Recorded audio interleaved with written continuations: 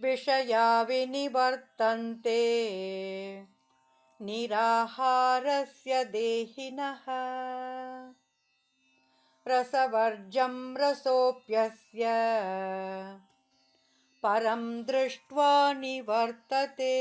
इस श्लोक का हिंदी अनुवाद इस प्रकार है। देहधारी जीव भले ही इंद्रियों के भोग करना छोड़ दे, लेकिन उसके मन में भोग की इच्छा बनी रहती है। पर जब वो भक्ति का अद्भुत आनंद अनुभव करता है तो ऐसे काम खुद ही बंद हो जाते हैं और वो भक्ति में स्थिर हो जाता है। इस श्लोक की व्याख्या ये है कि जब तक कोई आध्यात्मिक ज्ञान प्राप्त नहीं करता तब तक इंद्रियों के भोग से पूरी तरह दूर रहना मुश्किल होता है। इंद्रिय भोग को संयमित करने की प्रक्रिया ऐसी ही है जैसे किसी बीमार व्यक्ति को खाने पर रोक लगाई जाए। इससे उसकी खाने की इच्छा खत्म नहीं होती और वो इसे पसंद भी नहीं करता।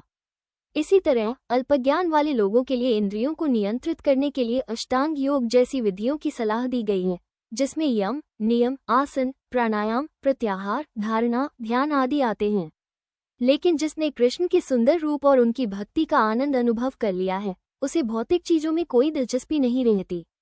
ऐसे नियम तभी तक ठीक हैं जब तक भक्ति में रुचि नहीं जागती, और जब सच्ची रुचि जाग जाती है तो मनुष्य खुद ही इन चीजों से दूर हो जाता है।